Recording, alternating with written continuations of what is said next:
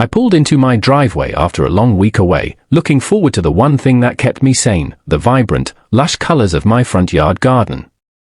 But as the headlights hit my property, my heart stopped. The garden wasn't just messy, it was gone. Where my rare, native flowers and carefully cultivated milkweed used to be, there was nothing but flat, brown dirt and the ugly, deep tread marks of a bobcat.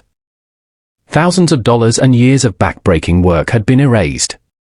Before I could even kill the engine, I saw a familiar shadow moving on the porch next door. It was Linda, our HOA president, clutching a clipboard and wearing a look of pure, smug satisfaction. She didn't wait for me to get out. She shouted across the lawn that she had finally fixed the eyesore and that I should be thanking her for saving the neighborhood's curb appeal. She thought she had won. She thought she could use her little HOA title to bulldoze my life while I wasn't there to defend it. What Linda didn't realize is that my garden wasn't just a hobby. It was a state-registered pollinator sanctuary, protected by laws that sit way above her pay grade. As I looked at the empty dirt, I wasn't crying. I was counting. Because I knew that by morning, Linda wouldn't just be facing a homeowner, she'd be facing the state government, and they don't play by HOA rules. To understand why Linda was so obsessed with my yard, you have to understand the kind of neighborhood I live in. It's one of those planned communities where every house is a slightly different shade of eggshell or sand, and if your grass grows a quarter-inch too long, you get a brightly colored envelope in your mailbox before sunset. Most people here just roll over and pay the fines. They're afraid of Linda. She's been the HOA president for a decade, and she treats the neighborhood like her own personal dollhouse.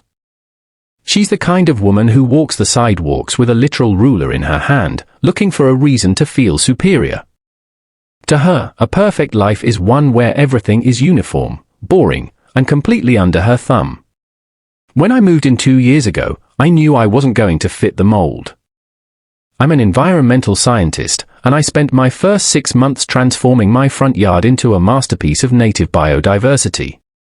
I didn't just plant random bushes, I sourced rare, state-protected wildflowers and specifically designed the soil to support endangered monarch butterflies and local honeybees. It was beautiful, vibrant, and most importantly, it was a right-to-garden property. In our state, that's a powerful legal designation. It means that as long as your garden is managed and sustainable, an HOA cannot force you to replace it with a generic lawn. I had done my homework. I had the stamps, the certifications, and the biological survey to prove that my yard was more than just a garden, it was a protected ecosystem. Linda hated it from day one. To her, native was just a fancy word for weeds. She didn't see the beauty in the purple coneflowers or the importance of the milkweed. She only saw a break in the endless sea of manicured Bermuda grass. She started by sending me friendly reminders about the aesthetics of the street. When I ignored those, the formal warnings began. Every time I received one, I would calmly send back a digital folder containing a copy of my state certification and a map of my protected species. I even included the specific state statutes that protected my right to maintain a pollinator sanctuary. I told her, in writing, multiple times, that the garden was a legal sanctuary and that any interference with it would be a violation of state environmental law. I thought the paper trail would protect me. I thought she was smart enough to know when she was beaten. But Linda's ego was significantly bigger than her common sense. She didn't want to hear about statutes or pollinators. She wanted me to fall in line, and when I didn't, she took it as a personal insult to her authority. She began stalking my house. I'd see her golf cart idling at the end of my driveway for 20 minutes at a time while she scribbled furiously on her clipboard. She even tried to recruit the other neighbors, telling them that my overgrown jungle was attracting pests and lowering their property values. Most of them didn't care, they actually liked seeing the butterflies, but Linda wasn't used to hearing no. She waited for the perfect moment to strike. It happened when she saw me packing my bags for a week-long research conference in the capital. I was loading my equipment into the back of my SUV, and I could feel her eyes on me from behind her sheer curtains. She watched me pull out of the driveway, and the moment my taillights disappeared around the corner, she made her move. She didn't even wait 24 hours. Linda didn't call a regular lawn service for this job. She knew a standard mower wouldn't be enough to destroy the deep roots of my native perennials. Instead, she hired a remediation crew, a group of guys with a bobcat and a dump truck who didn't know the difference between a dandelion and a state-protected orchid. They didn't just trim the edges or pull a few plants. They excavated. They ripped the flowers out by the stems, crushed the carefully placed stones I used for bee hydration, and hauled away years of scientific work in the back of a truck as if it were common trash. The neighbors later told me it was a spectacle. Linda stood on the sidewalk the whole time, directing the crew like she was a general on a battlefield. She was pointing at specific patches, making sure they didn't miss a single leaf. At one point, a neighbor from across the street, a nice guy named Mark, actually walked over and asked if I knew what was happening. Linda apparently looked him dead in the eye and said, "The owner abandoned the property to weeds. So the HOA is performing a mandatory cleanup for the safety of the community." She was lying through her teeth, and she was doing it with a smile. By the time the sun went down on that first day, my yard looked like a war zone. The heavy treads of the bobcat had compacted the soil I had spent 2 years aerating. The nectar sources for the local bee colonies were gone. The monarch larvae I had been tracking for months were crushed under a layer of mulch she had ordered the crew to spread to beautify the dirt. She spent over $3,000 of the HOA's emergency fund on that crew, convinced that once the mess was gone, I'd be too defeated to do anything about it. When I finally pulled onto my street after 6 hours of driving, I was exhausted. I was thinking about my bed and the peace of my garden. But as I turned the corner, the streetlights illuminated something that made my blood run cold. I didn't see my garden. I saw a flat, brown wasteland. I stopped my car in the middle of the road, my hand shaking on the steering wheel. I got out and walked onto what used to be my sanctuary. The smell hit me first, the smell of turned earth and cheap, dyed mulch. It was the smell of destruction. I looked over at Linda's house. Her porch light was on. The silhouette of her figure was visible through the glass of her front door. She wasn't hiding. She wanted me to see her. She wanted me to know that she was the one who had done this. She stepped out onto her porch, clutching a fresh notice of violation and a bill for the landscaping crew. She shouted across the lawn, "I told you it wouldn't be tolerated, dear. Doesn't it look so much better now?" "You're welcome." I didn't yell back. I didn't even look at the bill she was waving. I just looked at the dirt under my feet. I saw a single, crushed stem of a western prairie fringed orchid, a plant so rare that the state keeps its locations a secret. My garden wasn't just a hobby, and it wasn't just weeds. It was a legal entity. By ordering that crew onto my property, Linda hadn't just broken an HOA rule. She had committed a criminal act of environmental destruction. I walked back to my car, pulled out my phone, and instead of calling the police, I called the State Department of Environmental Quality's 24-hour hotline. I told them my name, my certification number, and that a Level 1 protected habitat had just been intentionally liquidated. As I hung up, I saw Linda go back inside, probably feeling like the queen of the cul-de-sac. She had no idea that she hadn't just cleaned up her yard, she had just triggered an investigation that was about to cost her everything she owned. The next morning, I didn't go to work. I sat in my living room with a thermos of coffee, watching the street through my front window.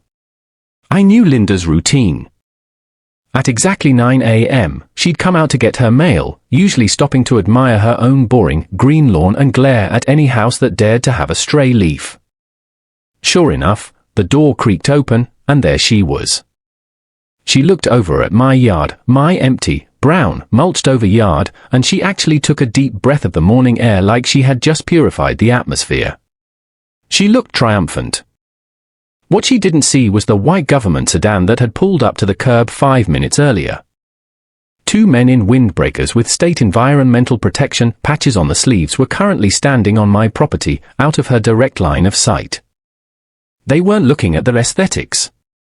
They were holding GPS devices and specimen bags. They were documenting the crime scene. I stepped out onto my porch just as the state agents finished their initial survey.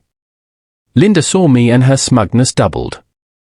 She started walking toward the property line, clipboard in hand, ready to deliver the final blow. She probably had a speech prepared about how I should move to the country if I wanted to live in a swamp.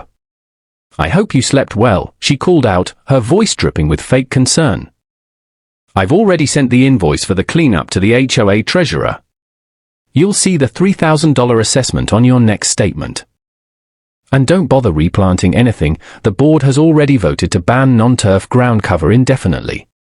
I didn't say a word. I just stepped back and gestured toward the two men standing in the middle of the dirt.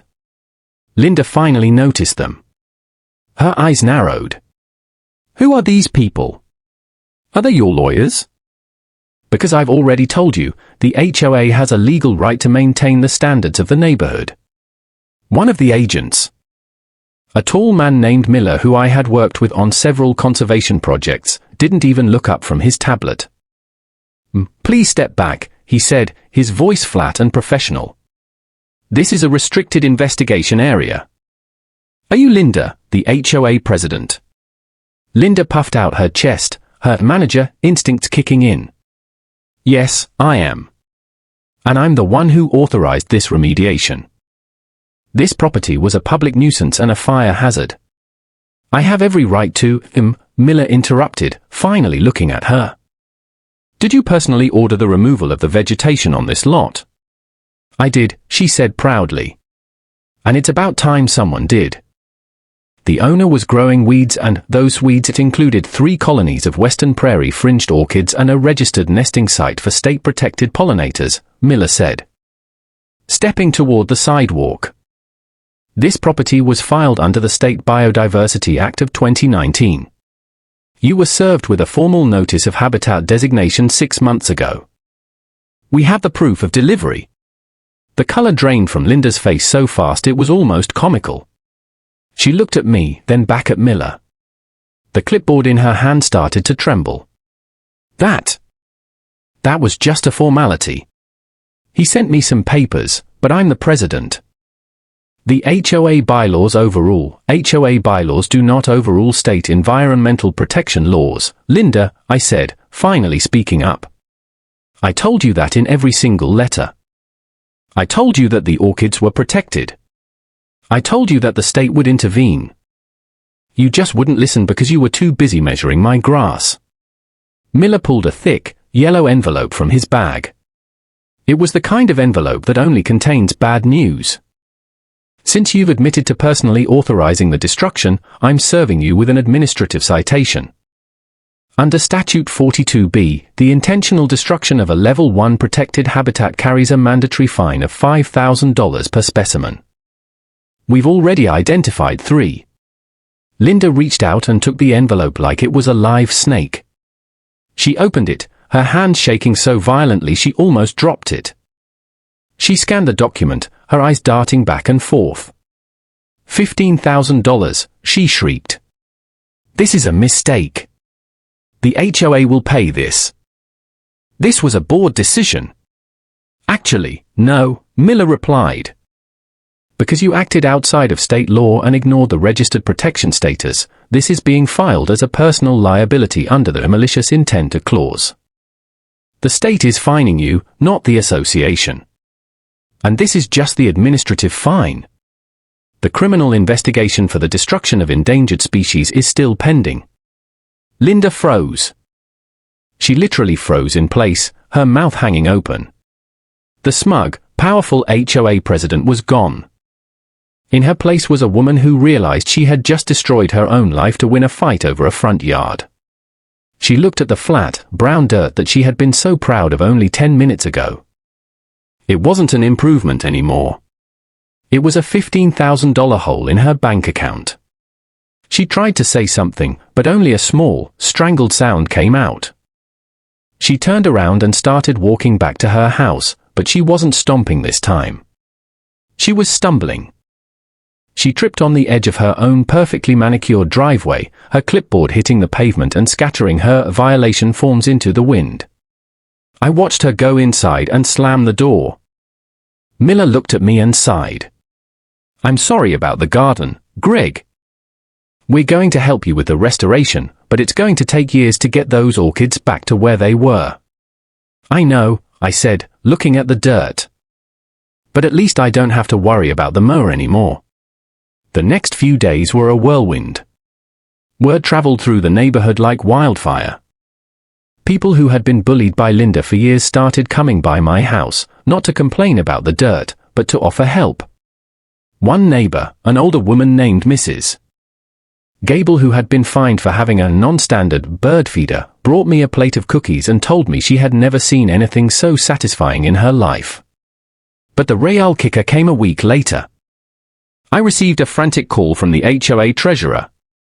Apparently, Linda had tried to use the HOA's legal fund to hire a defense attorney for her state fine. The treasurer had blocked the transaction. The rest of the board was in a panic.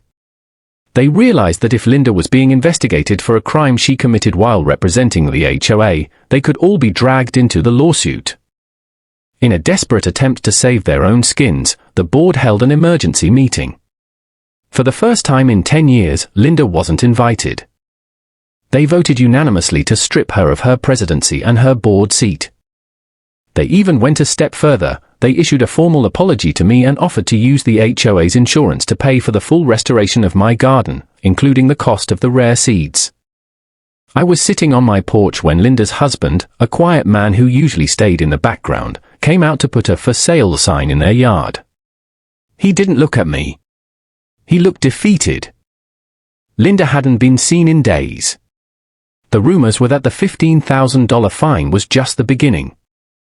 The state was also looking into the contractor she hired, who wasn't licensed for habitat removal. And they were planning to hit her with restoration damages which could easily triple the amount she already owed. I looked down at the dirt. A tiny green shoot was already pushing its way through the mulch. It was a native milkweed, a survivor. I realized then that Linda had tried to bury my garden, but she forgot that seeds are meant to grow in the dark. She thought she was the one in control, but nature, and the law, had a much longer memory than her clipboard. And as I watched the first monarch butterfly of the season flutter down and land on that tiny green shoot, I knew that the eyesores would be back, and this time, nobody would dare touch a single leaf. The silence from Linda's house was the loudest thing in the neighborhood. For 3 days, her curtains didn't twitch, her golf cart stayed parked in the garage, and the usual clack-clack of her heels on the pavement was gone. But while the surface was calm, the legal machinery was grinding her into fine dust behind the scenes. Because this wasn't just a neighborhood squabble anymore, it had become a matter of state record. It started on Thursday afternoon. I was out in the wasteland that used to be my garden, carefully pulling back layers of the suffocating mulch Linda's crew had dumped.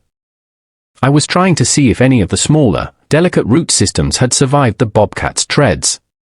Suddenly, a large, official-looking SUV pulled up.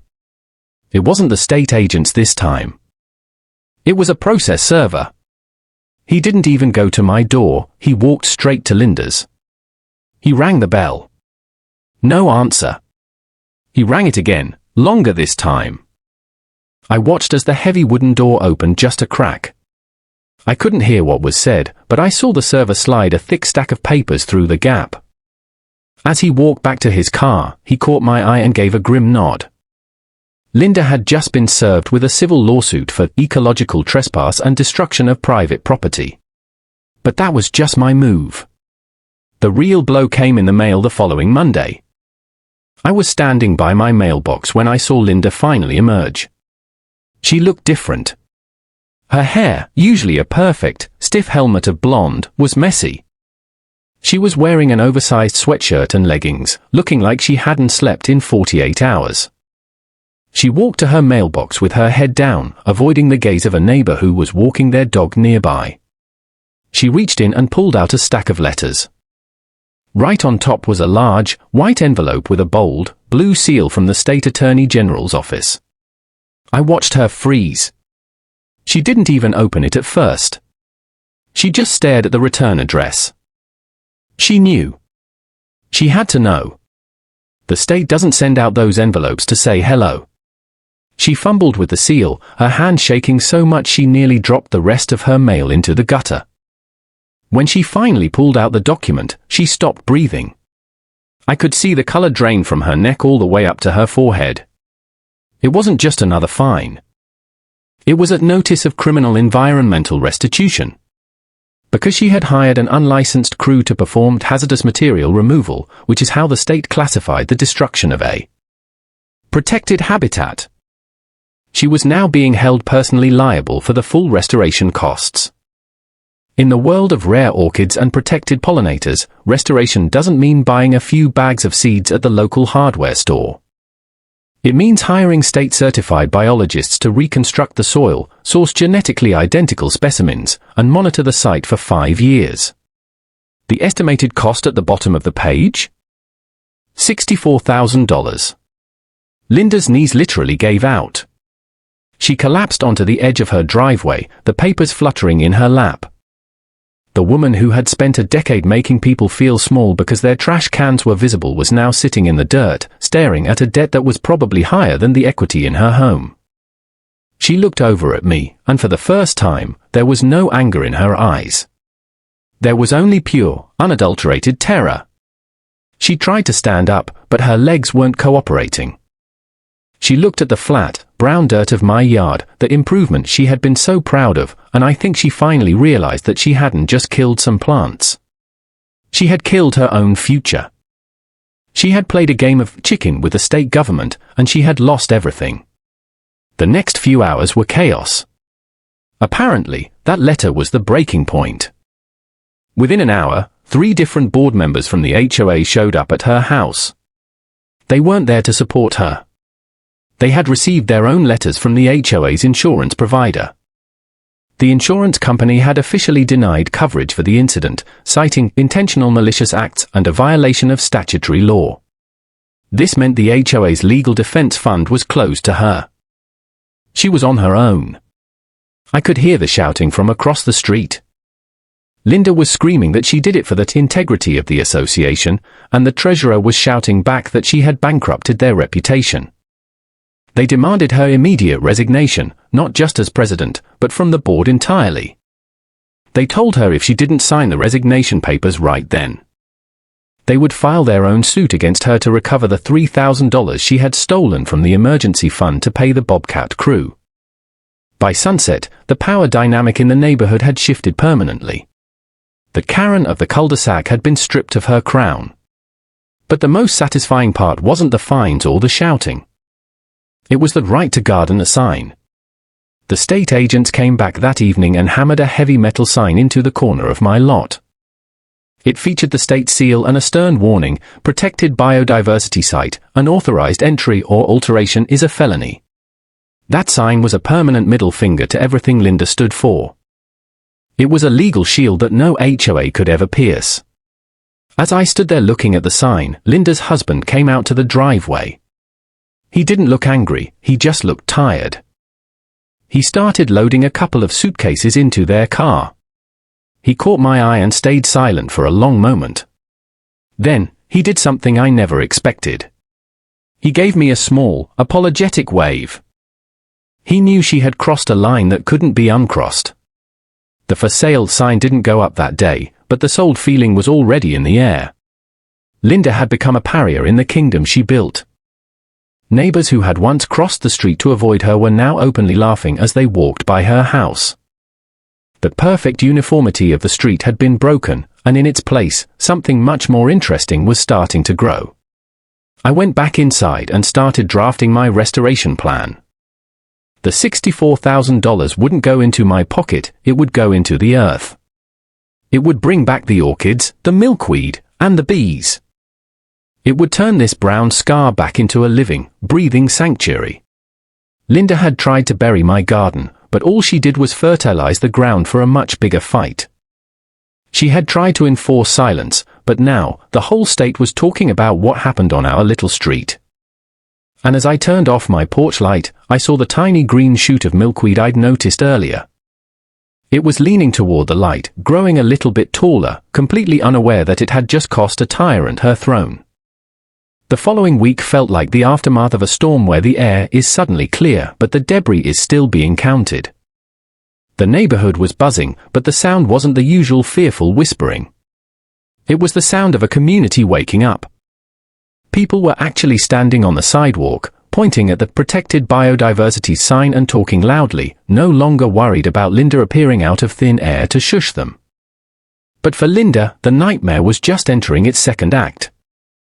The thing about state environmental fines is that they aren't like credit card debt or a medical bill. You can't just ignore them and hope they go away. These are specialized liens. I was out on my porch when I saw a different kind of vehicle pull up, a black sedan with State Revenue Service on the door. Two men in suits stepped out and walked up to Linda's house. They weren't there to serve a lawsuit, they were there to perform an asset assessment. Since the fine was classified under criminal environmental restitution, the state had the right to ensure she had the means to pay. If she didn't, they could put a lien on her property. I watched through the screen door as Linda opened the door, her face now a permanent shade of ghostly pale.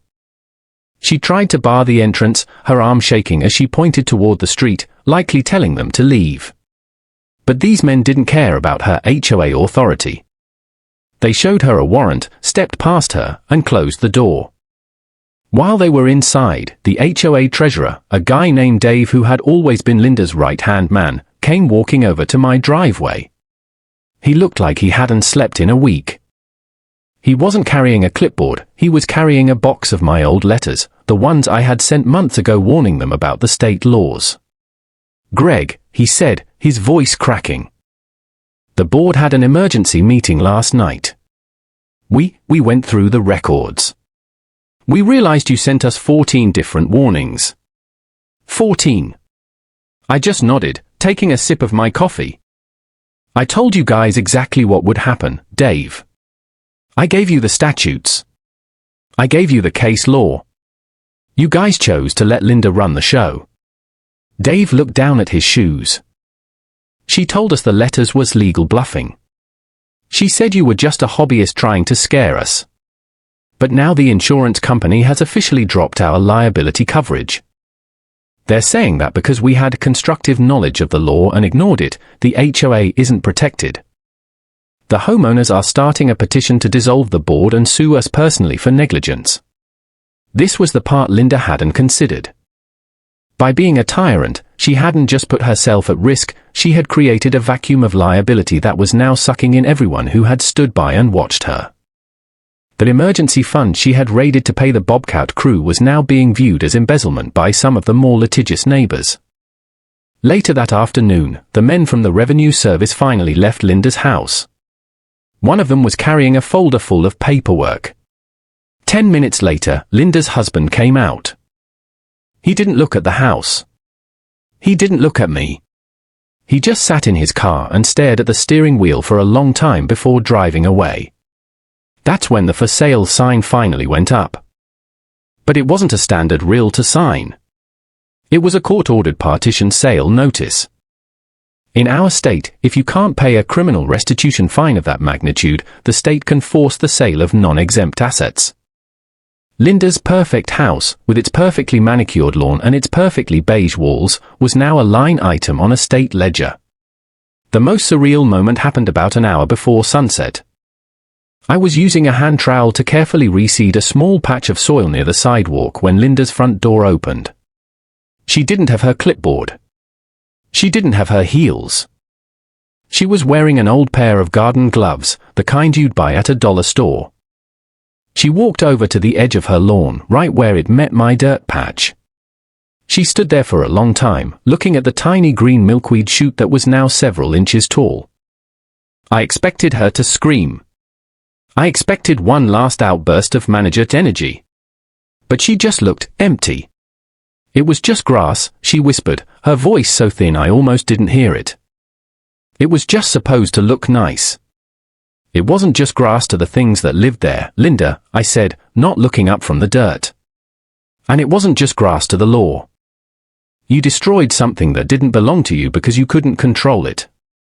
She looked at me, and for a second, I saw the old Linda spark, the one that wanted to argue. The one that wanted to cite a bylaw. but it flickered out instantly. She looked at the for sale sign on her own lawn and then back at the milkweed. Without a word, she turned around and walked back into her house. It was the last time I ever spoke to her. By the next morning, the Karen of the cul-de-sac was a memory. A moving van arrived, and a crew began loading up her furniture. The neighbors didn't come out to help. They didn't bring goodbye cookies. They stayed behind their curtains, watching the woman who had ruled them for a decade pack her life into cardboard boxes. As the moving truck pulled away, I saw Mark from across the street come out with a shovel. He didn't go to his own yard. He walked over to mine. "Hey Greg," he said, sticking the shovel into the earth. "I heard the state is sending the biologists next week, but I figured we could start clearing the rest of this mulch today. My kids want to help too. They want to know when the butterflies are coming back." I looked down the street and saw 2 other neighbors walking over, carrying rakes and wheelbarrows.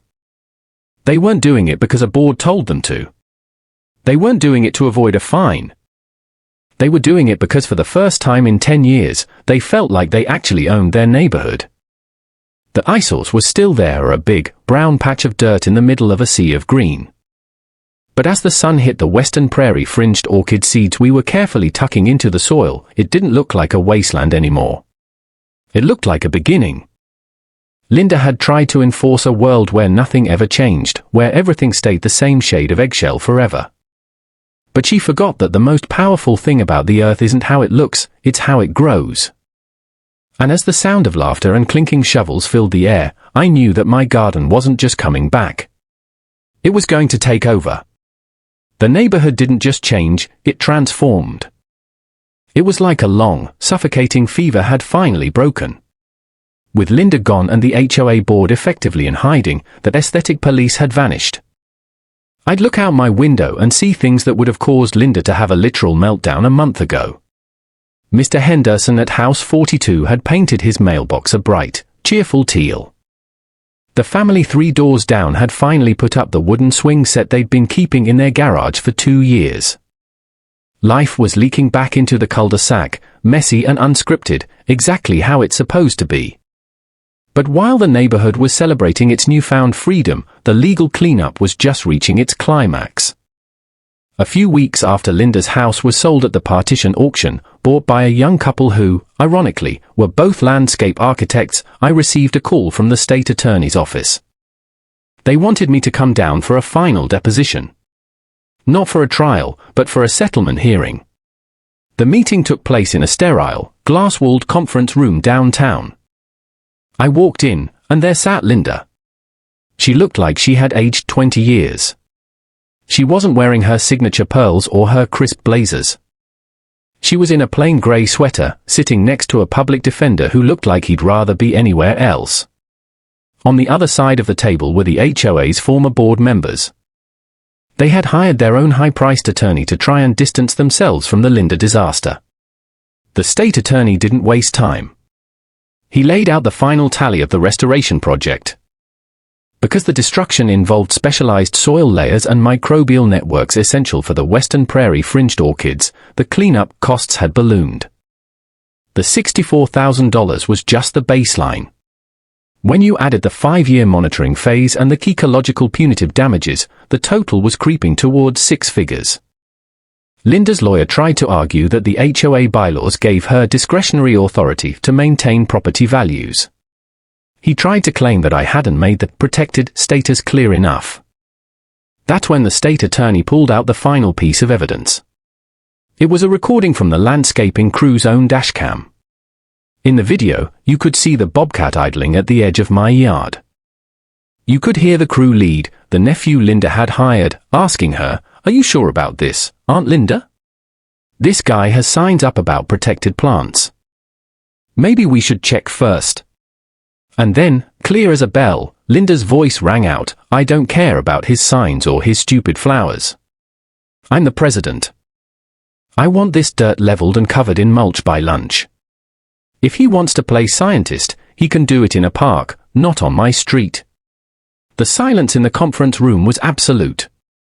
Linda's own lawyer closed his briefcase. There was no discretionary authority for intentional, malicious destruction of state-protected property. The board member's attorney immediately spoke up, offering a full settlement on behalf of the HOA's remaining assets just to avoid being named as co-conspirators in a criminal environmental suit. Linda didn't even look up. She just stared at the mahogany table, her hands folded in her lap. She had lost her house, her reputation, and now, her bank account was being drained to pay for the very weeds she hated so much. The settlement required her to pay a significant portion of her remaining savings directly into a state-managed conservation fund. The irony was perfect. For the rest of her life, a portion of Linda's hard-earned money would be used to protect the Western Prairie fringed orchid. As I left the building, I felt a strange sense of closure. I hadn't wanted to destroy her life, but Linda had built a trap for herself and insisted on walking into it. She thought the world was small enough to fit under her clipboard, and she learned the hard way that the law, and nature, is much, much bigger. Back at the house, the wasteland was finally starting to breathe again. The state-certified biology team had arrived in 2 large trucks filled with specialized equipment. They didn't look like landscapers, they looked like NASA engineers.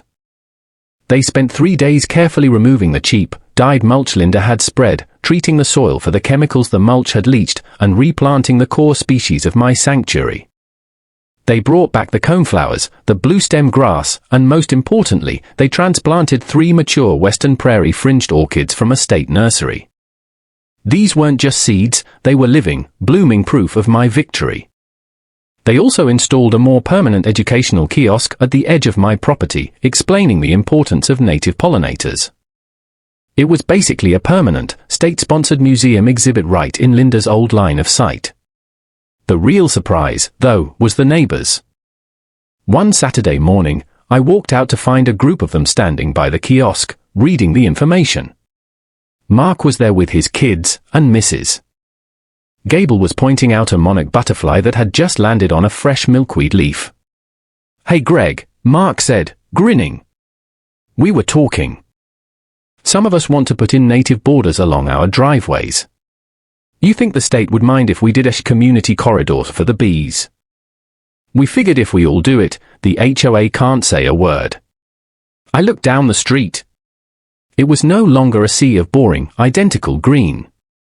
People were planning gardens. They were talking about biodiversity. They were excited. The perfect uniformity Linda had spent a decade enforcing had been replaced by a community that was actually connected to the land they lived on. That evening, I sat on my porch, watching the sun dip below the horizon. The new couple next door were out in Linda's old yard. They weren't measuring the grass with a ruler.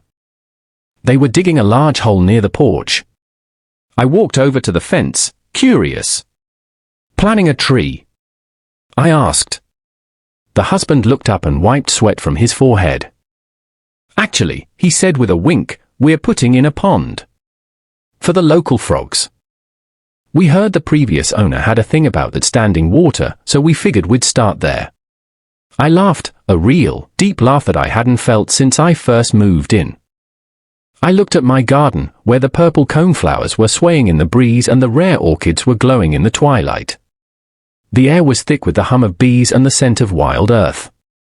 Linda had tried to bury my sanctuary, but all she did was plant a forest of resistance. She had tried to enforce a world of beige, but the world had responded in full, brilliant color. As the first fireflies of the evening began to blink in the tall grass, I realized that I didn't need to keep a paper trail anymore. I didn't need to cite statutes or carry a folder of permits. The garden was doing the talking for me. It was loud, it was vibrant, and it was officially, legally, and beautifully home. I leaned back in my chair, closed my eyes, and listened to the sound of the neighborhood finally, peacefully, growing wild.